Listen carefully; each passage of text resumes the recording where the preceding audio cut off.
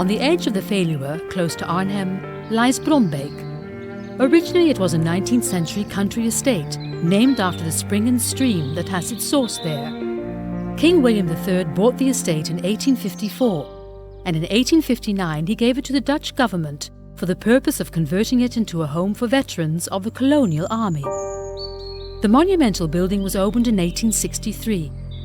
Ever since, the buildings and monuments on the estate bear testimony to a rich history. The Netherlands has had a presence in East India ever since the early days of the VOC, or Dutch East India Company. In 1830, the Dutch formed a colonial army. It was hard to find volunteers, however, and in order to make serving in this army more attractive, it was decided to establish a home for veterans who had served in the colonies. Until then, proper care for senior citizens did not exist. For this purpose, King William III gave his own estate to the Dutch government, on the one condition that the estate would never be used for any other purpose. The Dutch state accepted the gift, and colonial military invalids' home Brombeek was founded by royal decree. The reigning monarch is Brombeek's patron.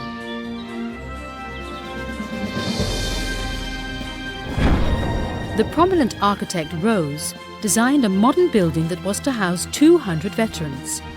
It is 110 meters wide and has only a ground and first floor. The communal areas were downstairs and the dormitories were upstairs. Soon after the home opened, it started to receive many gifts. Private individuals, the government, and the royal family donated all kinds of objects. And today these gifts form the basis of the museum's collection. Brombeek soon became the symbol of Dutch colonial pride. The museum function of the building was determined by royal decree, and it is an important source of knowledge about the history of the Dutch East Indies and the Royal Dutch Indian Army.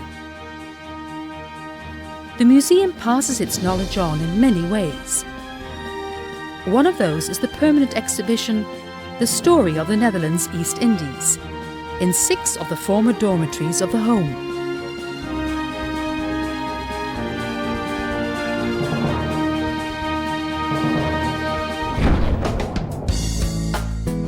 Colonial military invalids' home Brombeek opened its doors on the 19th of February 1863, coinciding by no coincidence with King William III's birthday. Each year to this day, the date is celebrated with a group photograph of the current residents. Flowers beneath the king's bust. And a festive get-together. Dit is een breed gedragen initiatief vanuit alle politieke partijen. Nou, als jonge god, hè?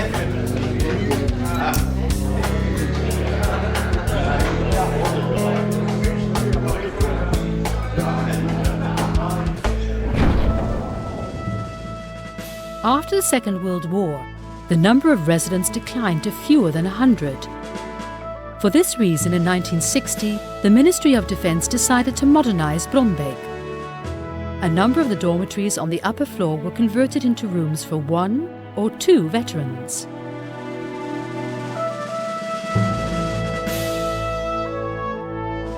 Princess Margriet reopened the modernized Brombeek on the home's centenary in 1963. In 1970, the criteria for a place in the home changed, and the Brombeek started to welcome veterans from all the armed services. Despite this, the number of veterans living here continued to decline, and in 1979, the Ministry of Defence announced that Brombeek would close. The news was greeted with a storm of protest.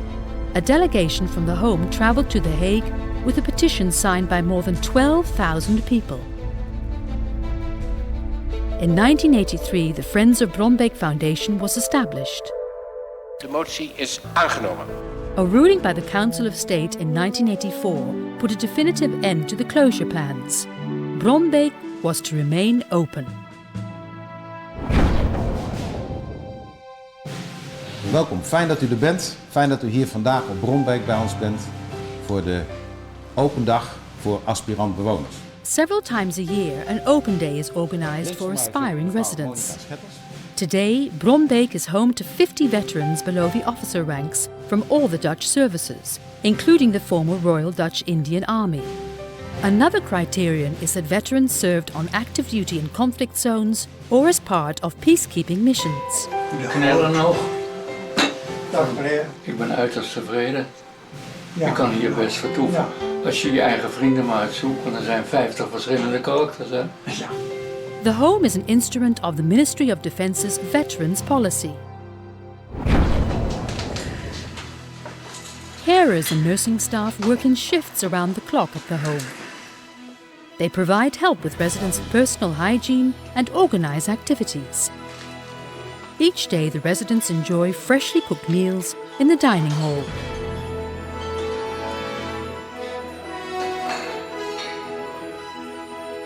In order to be able to provide the best possible care, the team works together with other disciplines. Dank u wel. Graag gedaan. The residents live in single rooms and have their own sanitary facilities. Much attention is paid to welfare needs particular to veterans. Wij gedenken in verbondenheid met allen die koningin en vaderland gediend hebben. Various commemoration ceremonies take place each year. Each year on the 27th of February, for instance, a ceremony is held in remembrance of the many naval sailors who perished during the Battle of the Java Sea at the end of February 1942.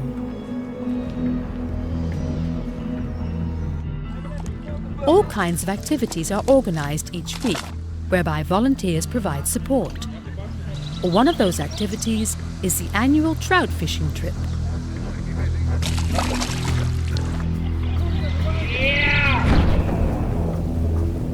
Graag heet ik u welkom bij de jaarlijkse herdenking van de opheffing van het Koninklijk Nederlands-Indisch Leger op 26 juli 1950.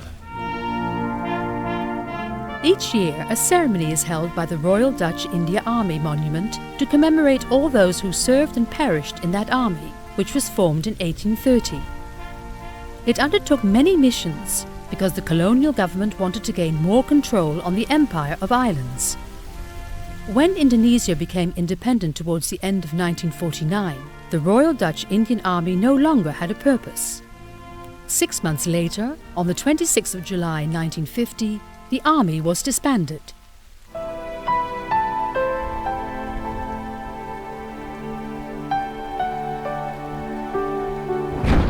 Today's Kumpulan was originally built as a hospital for the residents. In 1992, the building was converted into an Indonesian restaurant. We het zouden doen en ik geloof dat het een fantastische, geslaagde dag. It was also extended with a Congress Hall for events such as Veterans Reunion Days and symposiums organized by the museum. By organizing symposiums, lectures, exhibitions, fun activities and broadly accessible open days, the museum attempts to raise awareness among the general public about the nation's colonial history. Each year, hundreds of students follow the museum's educational programs too.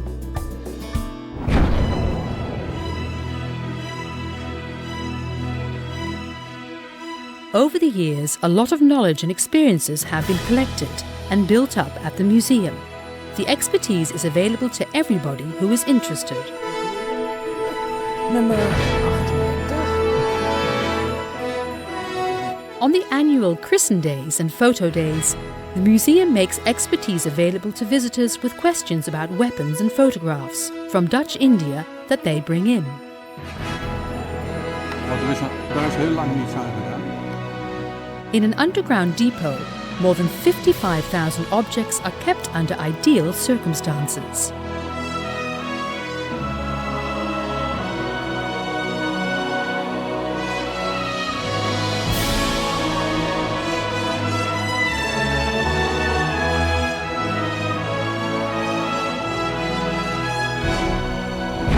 Brombeek is an important venue for remembrance ceremonies.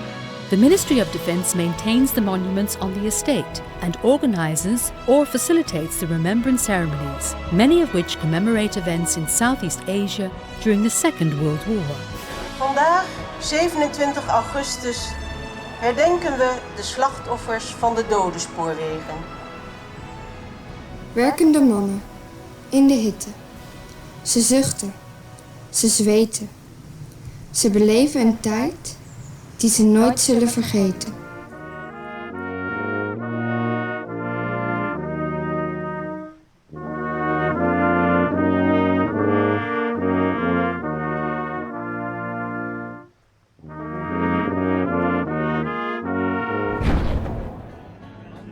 The Friends of Bronbeek Foundation supports the home and the museum. One of the annual events it organises for the home is a boat trip on the waters of the Netherlands.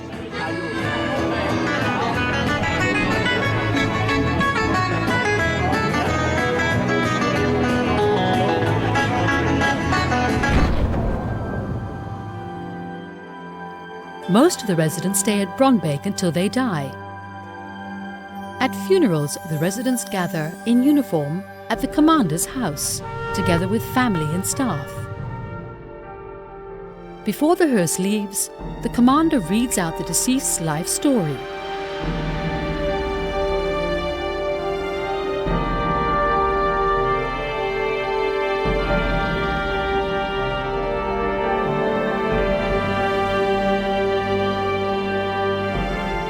Vandaag zullen de urnen van 3 voormalige bewoners worden bijgezet.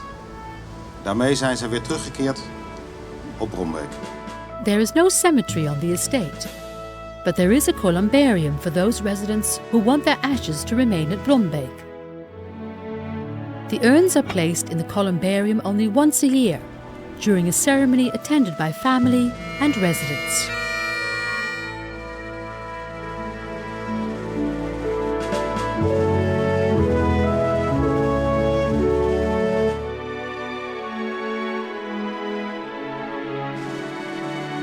Bronbeek, home to Dutch veterans and the place where Dutch colonial heritage is kept alive. A place of national importance.